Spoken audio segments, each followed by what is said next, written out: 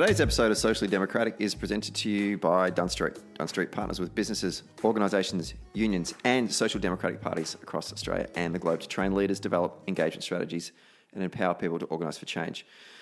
And in 2020, we'll continue to work with folks that want to make a difference, inspire, give hope and enable leadership to achieve their shared purpose. To find out how you can partner with Dunn Street, hit us up at dunstreet.com.au. Hello and welcome to another episode of Socially Democratic, your centre-left political and cultural podcast that dives into the progressive issues of the day and the people leading them from home and abroad. And on this week's episode, we're checking in with our good buddy, Sam Schneidman, who is on the move again.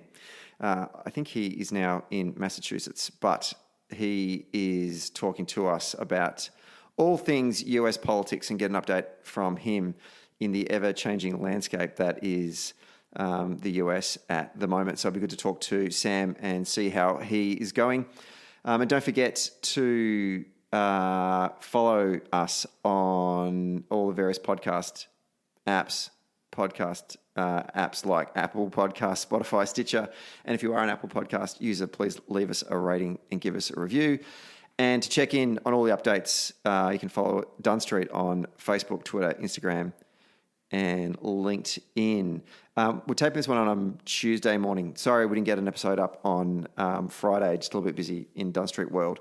However, you'll get two for the price of one this week. We'll do an episode today and another one this Friday. We're speaking to Neil Jones, who was a former chief of staff to the Labor leader over in New Zealand. So we'll find out exactly what's going on in New Zealand in the lead up to their general elections later this year. So that should be another good episode to look out for. But let's get to today's episode.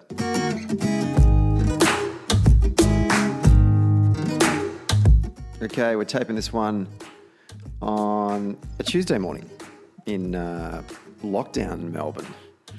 And joining me on the line from a less locked down United States, Sam Schneidman. How are you? I'm good. How are you, Stephen? I'm very well. Where are you right now? I am in Nonquit, Massachusetts. Up on the Cape.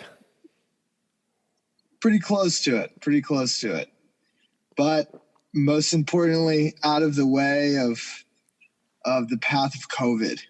Let's get into it. It's been a while since we spoke. Well, not really. Maybe a month. I feel like we're just doing this now once a month, just catching up, touching base, getting ever closer to Election Day. This has been a journey. Trump continues to just confound us and give us more and more material to talk about. So I thought today we could talk. We don't really speak about Trump a lot because we've really been focusing primarily on the primaries and the Democratic side of this race. But I thought today we could spend a bit of time just dissecting the crazy world that is Donald J. Trump. Maybe look at some of the polling that's come out just recently.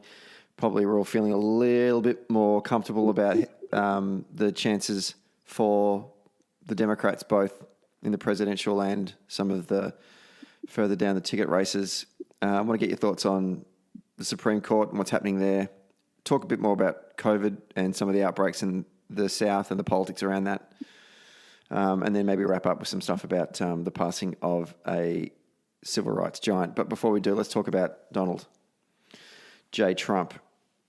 Since we last spoke, he's had this Tulsa rally, which was a complete flop, where they were promising that they were going to sell out a 19,000-seater basketball stadium and that there were 1 million people online wanting tickets, and it turned out only 6,000 showed up. In Red State, Oklahoma, no less. Goes to Mount Rushmore for the July 4 weekend, does a speech there, doesn't acknowledge the Black Lives Matter movement at that point, which was the largest national protest that the country had ever seen. Just to interrupt, he definitely did acknowledge it, but in the sense where he purposefully ran against Black Lives Matter, the movement, and painted it as the enemy of American heritage and traditional identity. I didn't even think he mentioned it. There you go. I must admit, I didn't watch all of it. I'm not going to give Donald Trump 60 minutes of my precious time. Yes, you shouldn't. And, the references to it were clear and hard to miss. All right, fine. Rub it in. I'll continue.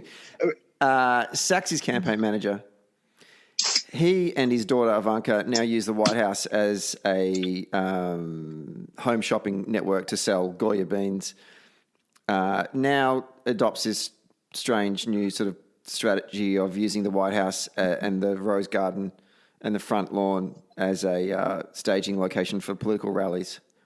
Goes on Fox. Fox gets interviewed by Chris Wallace and gets owned. There's been plenty more things that have been happening, but he's now starting to feel the pressure. What's going through your mind? Sum up the last sort of 2 or 3 weeks of Trump over this summer period in the United States. Well, I think that Trump is getting hammered because the federal government response to contain COVID-19 has been an undeniable failure. So there have been now over 3 million confirmed infections. We're at 140,000 deaths. 42 million people are unemployed. We've spent trillions of dollars to keep the economy stable to very questionable outcomes, with more uncertainty set to be injected into the economy within the next 2 weeks if Congress doesn't act. Testing has gotten worse, and the hospital system has been overwhelmed.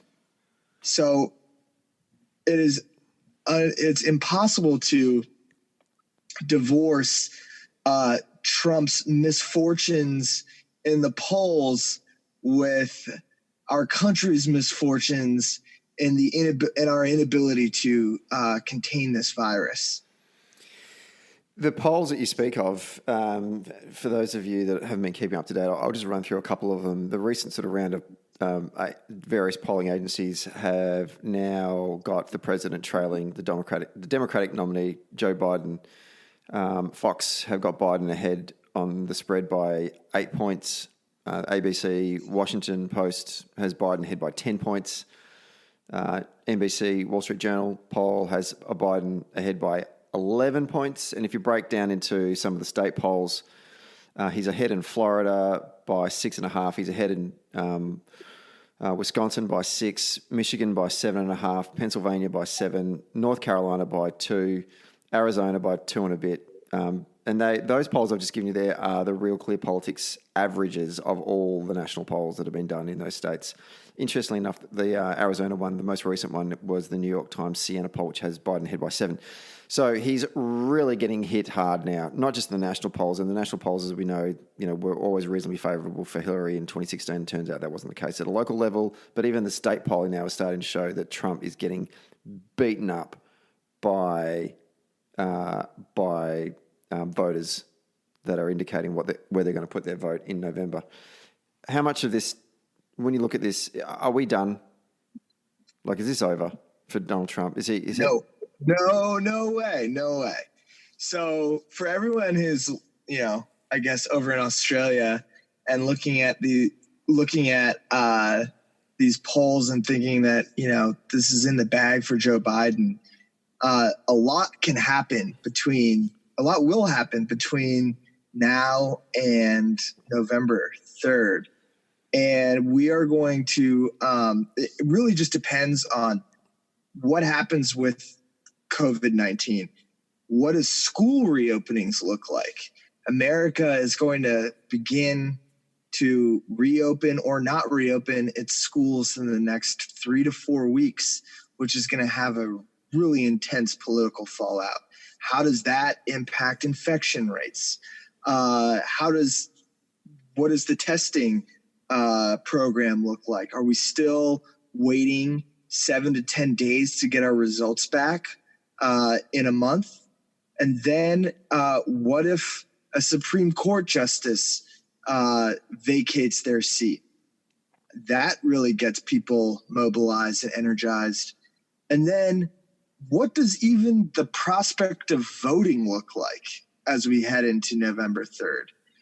If this disease is running rampant, is still really easily spread in an indoor environment, I think you're going to have a lot of the political wrangling that you see now over school reopenings, and the sense that topic is at a fever pitch. You're going to see that same sort of dynamic over the act of voting, will the federal government support a massive mail-in voter campaign? Will states move to adopt that as the primary vehicle? What does that mean for the results on election night? A lot of unknowns here. And we know how Donald seems to be able to move from one news cycle to another. And it'll be interesting to see how these polls are impacted. You've raised two interesting topics there, so let's break them down one by one, starting with the schools issue. How is that being played out politically across the country? Is it as simple as a left, right, Democrat, Republican thing? Democrats don't want schools to be opened, Republicans want schools to get opened, or is it a bit nuanced? Well, there's definitely a bit of nuance to it. I mean, I don't think that it's really hard for me to say that it's just like a Democrat Republican thing, because I think that there is universal consensus among people in this country that we want our schools open. Like, it is not good to not have schools open. The downstream effects from that are very bad, not only for kids, but for parents. The economic fallout from that is really bad. However, there is a lot of concern about what does reopening schools mean for the spread of this virus, and how does that contribute to a sense of community transmission, which we know is really what drives our numbers right now.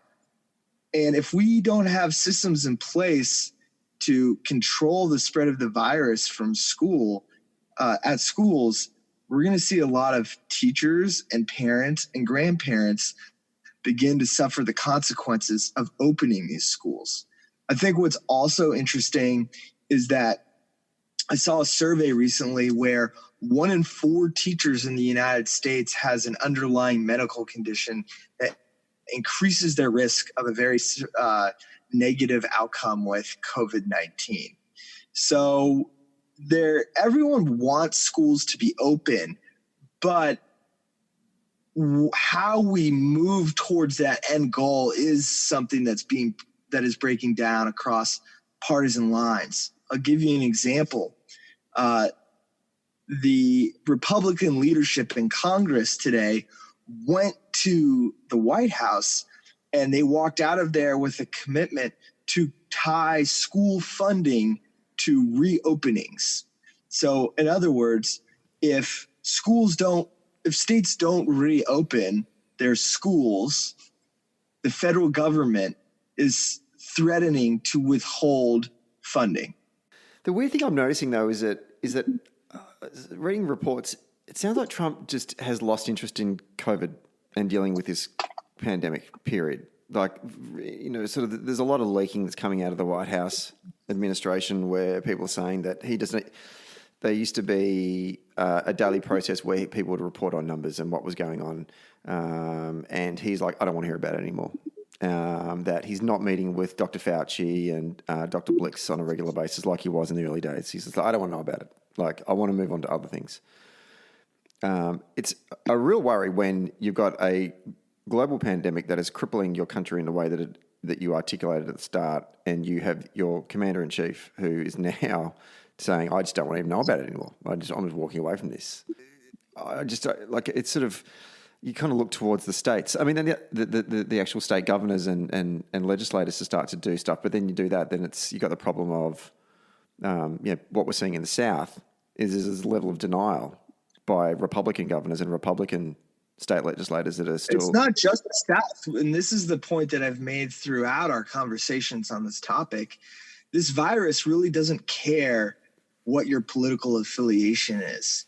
It's going to attack you whether you're a Republican or whether you're a Democrat.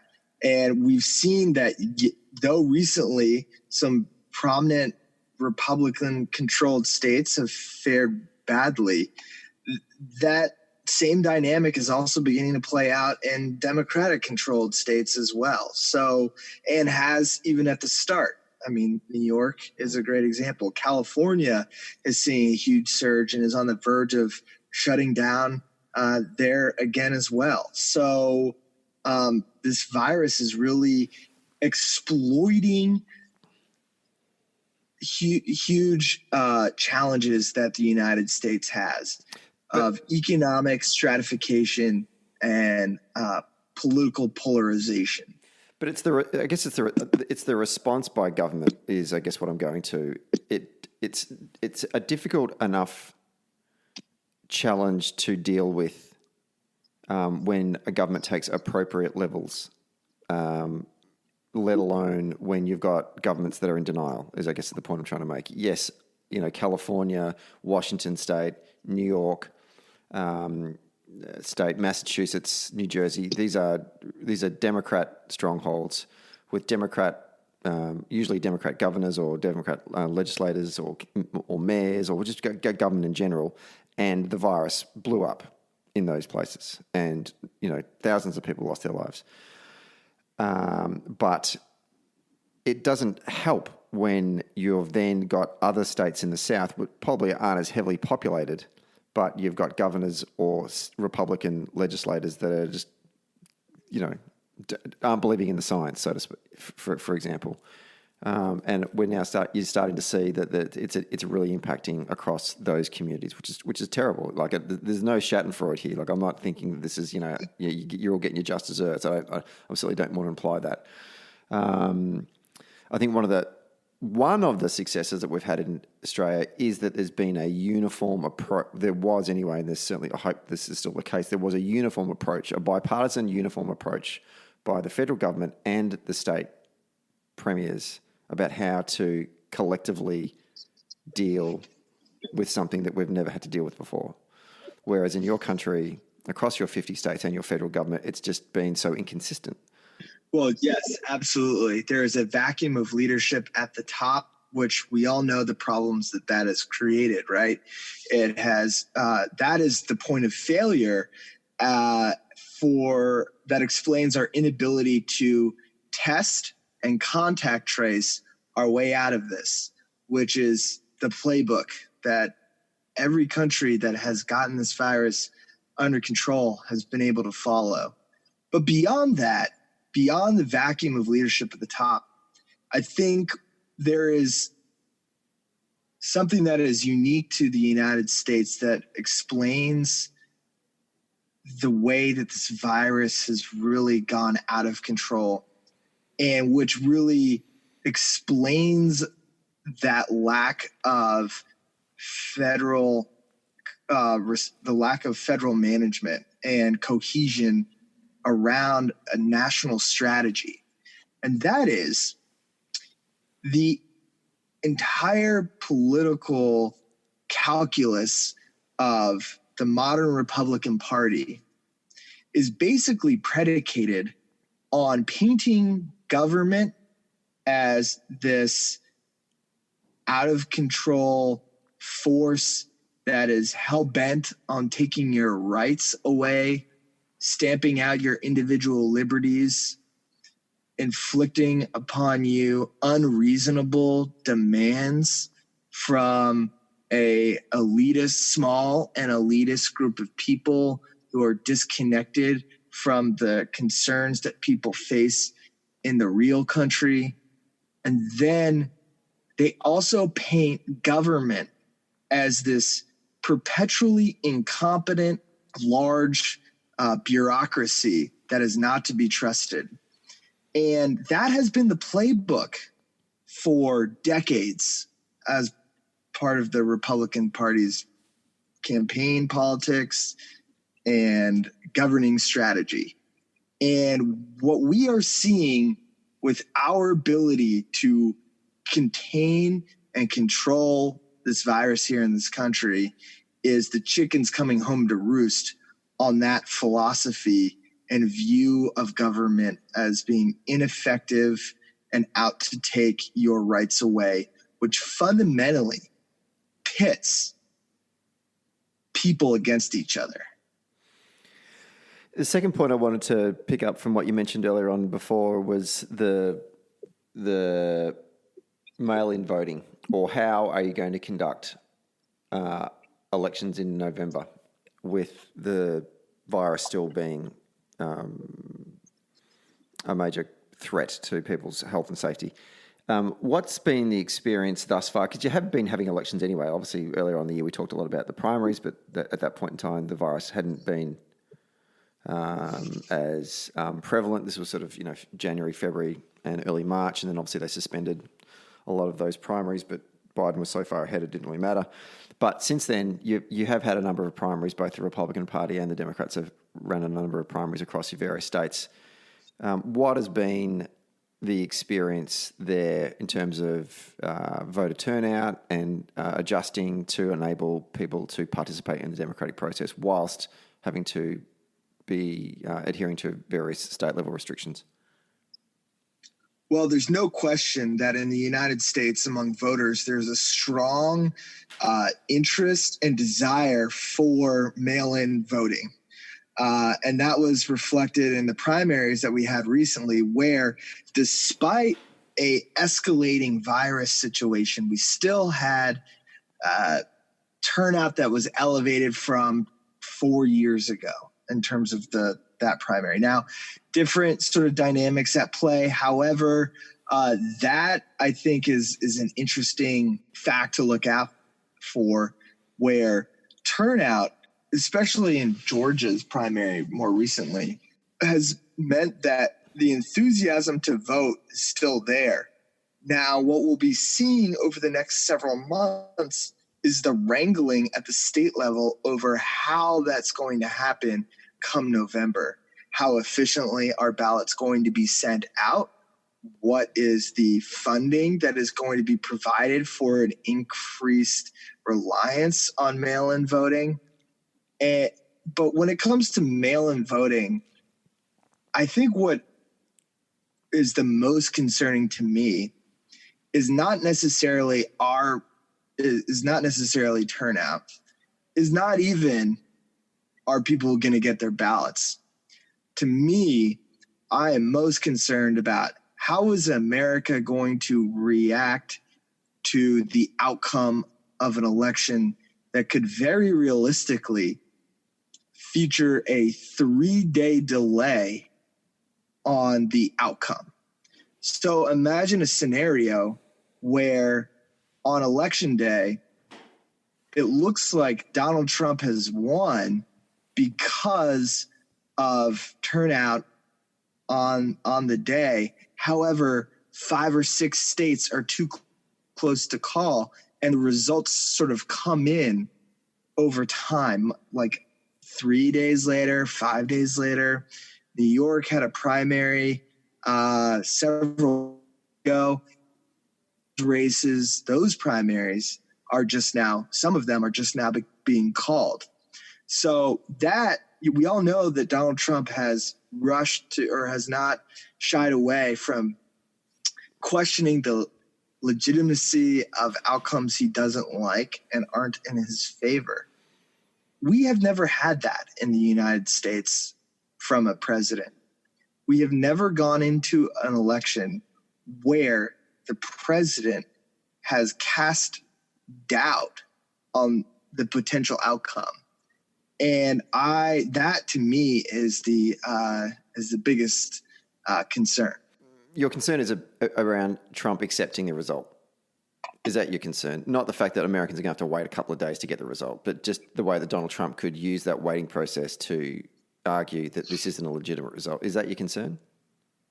That is one deep concern that I have. Absolutely. The second concern is, let's say that, he wrangles over the result, but in the end, that turns out to be a sideshow, as with everything else that he does.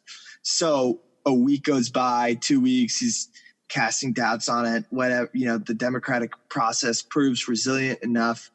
And let's say Joe Biden wins and is going to be sworn in. What I worry about is sort of the long-term fallout from that. How does that continue to poison our politics over the next 2 to 4 years and drive us further apart and further erode faith in our institutions and our ability to self-govern. Yeah, well, I mean, the Voting Rights Act. I saw a tweet by John Favreau, one of the guys that's Pod Save America, did a tweet the other day, a thread about the very first thing that Joe Biden should do when he wins, and he is going to win, Sam, and I'm just telling you that right now. When he wins in November, that he should introduce to Congress a updated version of the Voting Rights Act named after John Lewis, in which basically what he was arguing for was what every other Western liberal democracy has in terms of electoral laws that you guys don't seem to have. Did you see that tweet? First of all, I did, yeah. Yeah. What was your thoughts on that? Because I mean, that's kind of going to the heart of what you're talking about, isn't it? You need to reinstitute faith in your electoral system in order to overcome the challenges that you've just articulated, right? Yeah, certainly we do. We need to reinforce them, absolutely. And by reinforcing them, reaffirming our commitment to fair elections. I thought that a lot of what he put in that tweet, I don't have it immediately in front of me, but was spot on, talking about national voter registration, protecting our elections, making sure that there's full and fair funding, ending partisan gerrymandering. I think a lot of that is definitely, a lot of that, but not all of it, was passed in a bill by the Democrats in the House in 2018, but has not moved in the Senate, which of course is controlled by the Republicans. Voting, access to it, and how it is done will forever be a very contentious point of debate in this country. You pointed out that America should adopt this Voting Rights Act in the spirit of John Lewis to get us up to where every Western democracy is when it comes to voting. However, the United States has a very sordid history when it comes to voting, particularly around race, which makes it much more of a contentious and loaded issue here in this country. Citizenship has always been defined by the ability to vote in this country, and we are going to see evolving debates on that as we move forward. So I certainly think that it should be passed. However, I don't think that once it is passed, all our problems go away. These problems are tied to deep structural issues, not only within our society and our politics, but within our history that we haven't fully and honestly dealt with. That's, I don't know, I'm just trying to wrap my brain around what you just said there. I mean, that almost sounds insurmountable, what you're talking about there. And there's only so much lawmakers can do.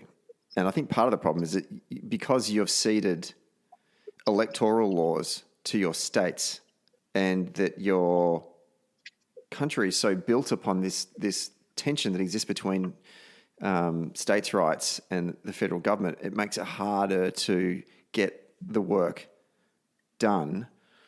But the fact that you have 50 different electoral laws across the country, to me, is insane.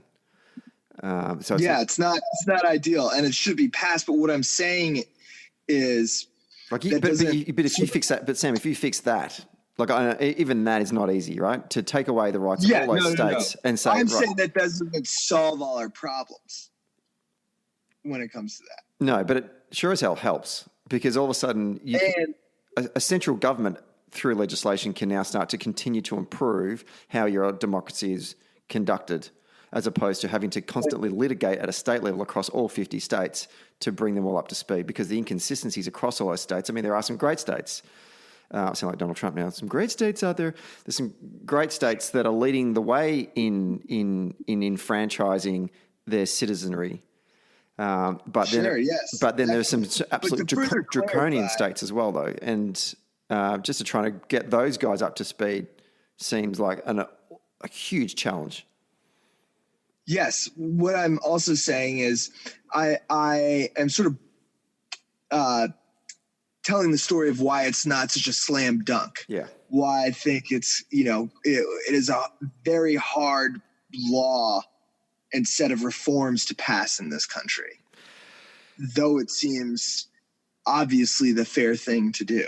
Yeah, and as you pointed out at the start there, one of the biggest challenges, there is some legislation that's sitting in the House right now that hasn't been reviewed by the Senate, and that is because it is Republican-controlled. At this upcoming election, here is an opportunity, and it's amazing that we're saying this because I think that 12 months ago we didn't think the Democrats had any chance of taking back the Senate, but fortunes have changed somewhat in this period of uncertainty, and here is an opportunity for the Democrats to actually take back control of Congress and start to do the things that they want to do. Let's talk about some of those races that the Democrats, they need to flip 3. They need to get a net gain of 3 Senate spots in November. Let's talk about some of those races right now, if you want. Which ones are you looking at that are the ones that we here in Australia should keep an eye on as we get closer and closer to Election Day in November? So if you're an Australian who has an interest in American politics, I'd be looking especially closely at Colorado, the Senate races in Colorado, Arizona, Montana, especially Maine, Iowa, and then for more entertaining purposes, Alabama. So Maine, we have Senator Susan Collins, the Republican senator who controversial. I'd also add in North Carolina, which I think I forgot. Yeah. So Senator Susan Collins in Maine, she's running against Sarah Gideon, the Democrat, who currently is outright. And I'm going to list a whole bunch of these people who are in the most recent round of fundraising donation period where they have to declare Democratic challenges against these Republican senator incumbents have been out fundraising them substantially, which is interesting. Senator Susan Collins, the Republican in Maine, Senator Cory Gardner, the Republican in Colorado, you just mentioned, Senator Tom Tillis in North Carolina, in Arizona, Senator Martha McSally, and in Montana, Senator Steve Daines are all trailing in raising dollars against their Democrat challenges. And this has really got the Republicans shitting themselves and are now starting to divert money away from this lost cause that is Donald Trump, and now trying to defend what they can defend, this last line of defense, which is the Senate. Obviously, as you just mentioned there, in Alabama, Doug Jones, who won in a special election. When was that? How long ago was that? God, it feels like it was years ago, but it probably wasn't. It was probably only 3 years ago, 2 years ago. Yeah, 2018. 2018. And Gary Peters in Michigan. They're the two senators that are Democratic senators. Or no, was it 2017, I think. Yeah, but they're both potential gains for the Republicans. But looking on the current polling, it doesn't look like that's the case. So there's a real chance here for the Democrats to pick up 1, 2, 3, 4, 5 Senate spots if things go well. What are your thoughts on which races do you favor the most for the Democrats to gain? I think Arizona is looking pretty good for the Democrats. Colorado, and then Maine is a real toss-up. However, if I were a Democrat, I'd be pretty sanguine about their chances there. So that's 3 right off the bat that are looking good for Democrats. From there, North Carolina is a real toss-up. So is Montana. And then I'd probably also be feeling okay about Michigan, though it will be competitive. What's going on in this world that we're starting to feel good about picking up a Senate seat in Montana? Well, Montana has had Democratic senators before and has one now. John Tester, Max Baucus, who was an architect of the Affordable Care Act, otherwise known as Obamacare. was a longtime Democratic senator from Montana. So it's not out of the blue for it being in play. And the governor who is running there as the Democrat is the Democratic candidate for Senate in Montana is their current governor, and he's very popular in the state. So when you couple that with Trump's unpopularity, that sort of makes sense. It's it's interesting to note states like Colorado, North Carolina, Arizona. Talk us through the demographic changes that are happening in those states. That means that the Democrat chances are looking good there. That means that these states are in play. Totally. So when people talk about Arizona, Texas, and Georgia, especially those three states sort of being in play, the first thing that you'll always hear about is changing demographics in the United States. This country is becoming more diverse and less white, basically. So white people are no longer the majority of citizens in the country. That, I think, though, only tells part of the story. So though demographics are changing, and that does play a part in states like Arizona and Georgia and Texas becoming competitive electorally, I think what we're also seeing here is a confluence of two other factors.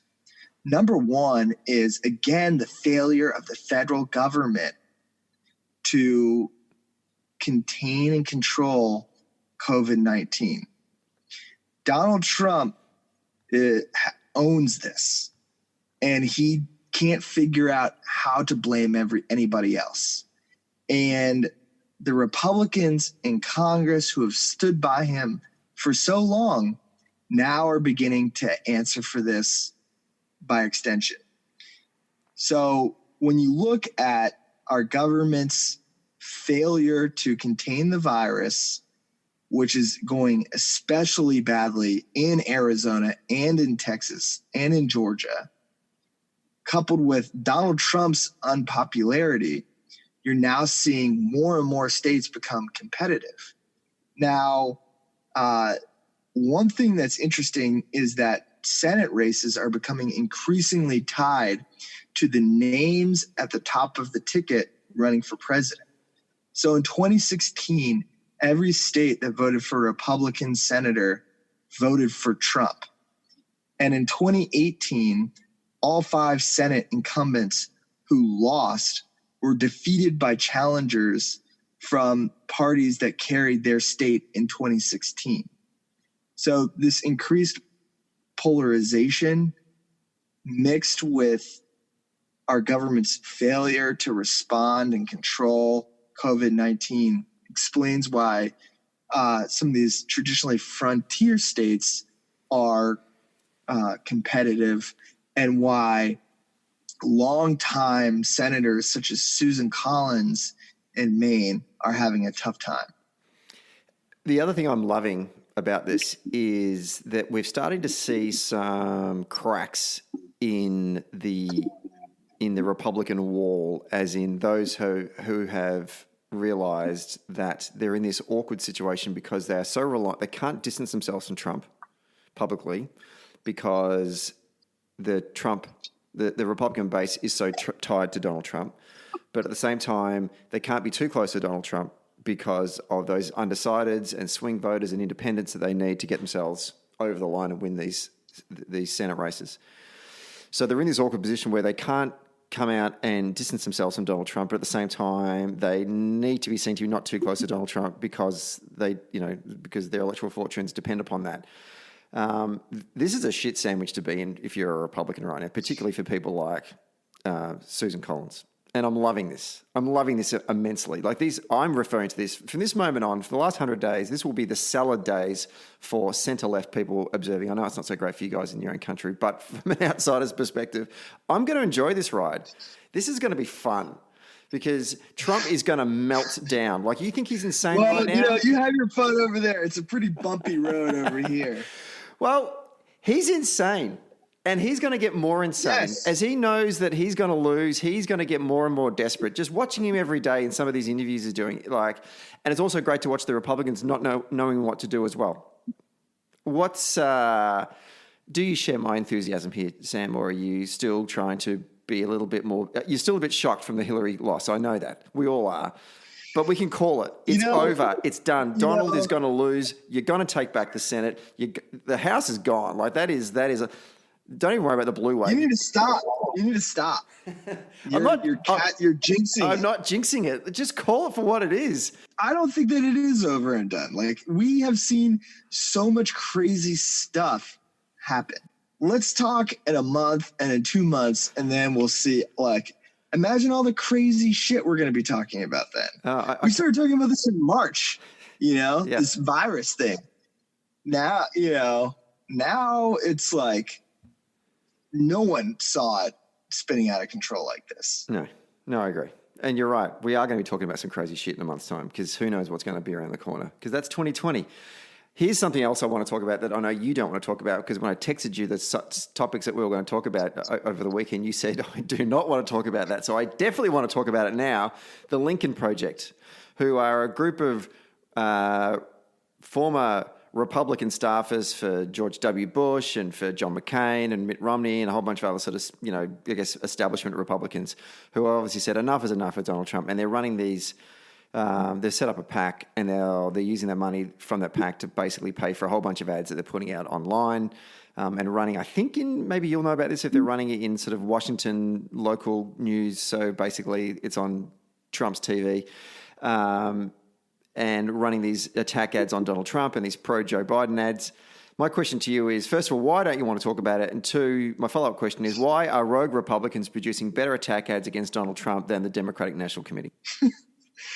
All right. So the reason I didn't want to talk about it is because it is definitely, it's like such inside baseball. And I, wonder how big of an impact they are truly having. So I knew that was the reason why. What's that? I said I knew that was the reason why. I was actually going to lay a bet with myself to say I know exactly why he doesn't want to talk about this. But continue. Look, there's no doubt that they've put out some. If you hate ads. Donald Trump, if you hate Republicans, you will eat their content up. Oh, yeah. No question about it. It's great. It's really good. However, I don't think that's really swinging any votes in places like Pennsylvania and Michigan and Wisconsin and all that. That being said, I think a reason why I think the Lincoln Project in particular is symbolically significant is because you have had such diehard Republicans. I mean, these guys helped create the modern Republican Party. They ran a lot of the big campaigns, been a part of a lot of their big PACs. They have not only declined to support Donald Trump, they are now supporting Democrats against Republicans. And to me, that says two things, where Donald Trump is losing some enthusiasm from hardcore Republicans that he's had that helped propel him in 2016, which for him is not good. And then it also points to a bit more of a broader realignment happening within American politics that I think is worthy of its own social democratic episode with someone far smarter than me. But I think class is becoming a bigger issue than necessarily traditional conservative versus liberal. So those are two nuggets I'd pull out of These that. two nuggets. Look, I agree. As both you and I come from an organising tradition, yes, I'm not going to get too excited by a bunch of digital ads in terms of weighing into. But they are entertaining. I mean, I like sit on there on Twitter. I'm like, ooh, good, more Lincoln Project content. Oh, look, they're very effective in the kind of moving. Like the one recently without any music and it starts off about Donald Trump talking about building a wall, and then it cuts to the wall of footage, which is impressive how they've done this, but it's just a wall of coffins. Really, it was like far out, full on stuff. However, they are doing one thing. They are getting inside the head of Donald Trump. And yes, and that has always been their stated goal. Yes, they are moving the furniture around. You know, they are living rent-free in Donald Trump's crazy, fucked up mind. And that has got to be worth... insane place. You know, it's got to be worth something. And it works, believe me. Look, I remember running an election campaign years ago against an opponent who was a bit of a narcissist as well. And we knew that. And what we discovered was, through someone from inside their campaign who didn't like this person either, every time we did a massive mail-out that was directly attacking him, he pulled all of his staff off the road to come in and have an emergency meeting to talk about this particular mail-out. Now, the mail-out wasn't particularly important to our overall strategy, but it was a part of our strategy, right? And what we discovered was every time we did a mail-out attacking him, he took all his campaign staff off the road for like a 6-hour long meeting to discuss what do we do about this. So what did we start doing? We just started doing mail-outs that we were directing it only to him and to some of his friends that we knew that would get that mail-out. And what happened every time? Pull everyone off the road again. It was one of the best things we'd ever done. And meanwhile, while he's talking to all his staff about how this is terrible and what can we do, we're out campaigning, talking to voters. So I think it's great that the Lincoln Project are basically getting in Donald Trump's head, because I'm sure that I think that was like a key part of why Brad Parscale, his former campaign manager, was dumped, because they ran all these ads targeted at Donald Trump, talking about how he was using Donald Trump to get rich and famous himself. Yes, I did see that. And apparently one of the lines coming out of the White House was they didn't like the lifestyle that what's his surname? Pascal? How do you pronounce that?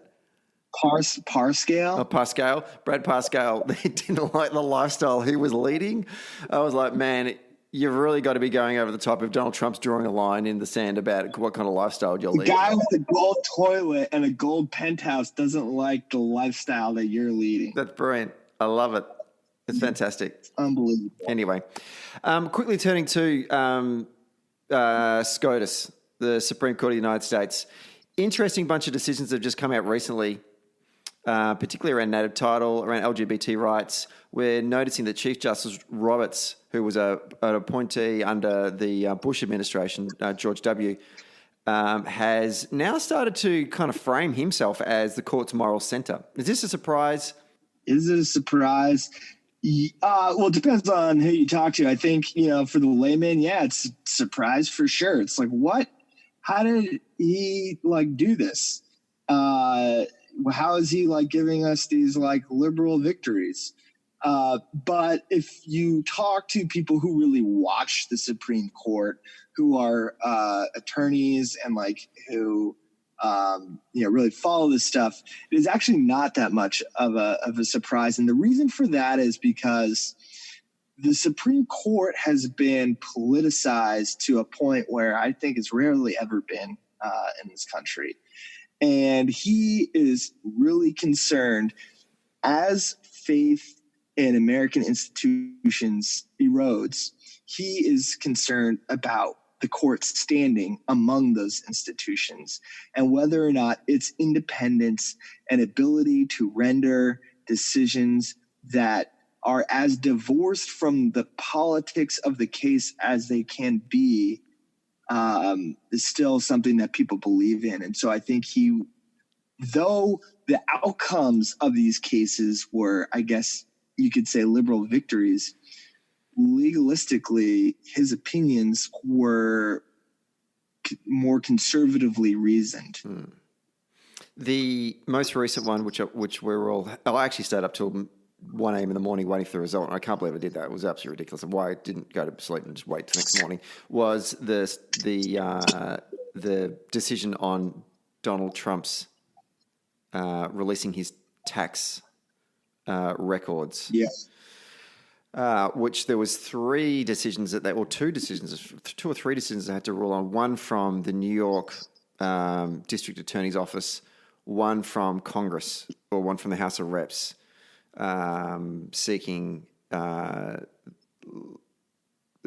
district court was seeking that they be released, whereas Congress were just saying we want the records now. From memory, the ruling was that Congress, no, district court, yes, in 7-2, I think, from memory. So not even really sort of not a split decision. Even some conservative jurists ruling in favor for the New York district. Not only some conservative jurists ruling against him, but one of his own appointees ruled against Kavanaugh, him in some pretty high profile cases. So we all get excited for about 20 minutes and then realize that all it meant was, though, it got sent back to New York, in which then Trump's lawyers have now submitted or going to submit more reasoning as to why that these shouldn't be released, which is going to delay it. And most likely we won't get to see Trump's records before the next election. Is that your read on it? Yeah, 100%. I think it's very unlikely that the courts are the reasons why we would ever see Donald Trump's tax returns before the election. That being said, I think that the outcome of those decisions was significant because the Supreme Court unquestionably rejected Donald Trump's argument that as long as he's president, he's immune from criminal prosecution. Like, imagine that. He said, I am president. You cannot prosecute me for any crime while I am president. And that is significant because traditionally in this country, there is a broad view of presidential immunity and what can the president be held liable for while he's president? What can they not be? So the other reason why this is significant is because though the cases are sent back to the lower courts and there'll be more wrangling over his taxes, Donald Trump is still very much the target of a criminal investigation in the state of New York that the Manhattan District Attorney will not drop regardless of whether he's president or not. And the evidence that is already a matter of public record that suggests he committed fraud and campaign finance violations is, for him, troubling. So he is definitely not out of the woods legally. However, I guess politically, he's sort of found a way to dodge another bullet. My theory is that Joe Biden in the debates shouldn't debate Donald Trump, do not agree to any debates with Donald Trump until he releases all of his tax files records. Now, he's not going to do that. So therefore, that's the point. Because I don't think Joe Biden should bother debating Trump. And I don't think he should bother debating Trump on the basis that Joe's ahead in the polls. Don't fight him in the areas don't fight him on the terrain that he likes to do his best campaign work, and that would be, it's rallies and debates. Don't debate him. Just stay away from there. And right now, as long as coronavirus is still a problem in the United States, he's less likely to hold these kind of rallies, which then pivots me to my second point. Trump's now started to basically use the Rose Garden as a staging location for political rallies. How long is this going to last? I'm interested in the best way that the media could deal with that is just not turn up.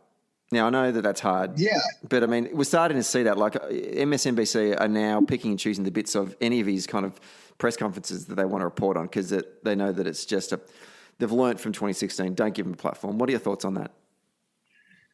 Well, you asked the question, how long is this going to last? And it's going to last as long as Donald Trump gets free media attention from this, right? However, what we've seen now is, as I mentioned earlier, had this virus not come upon us, it might be something to laugh at.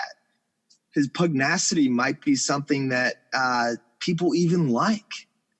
However, there's such a human cost now to his lies, his incompetence, and the corruption of his administration that the more he talks, the more damage he does to himself.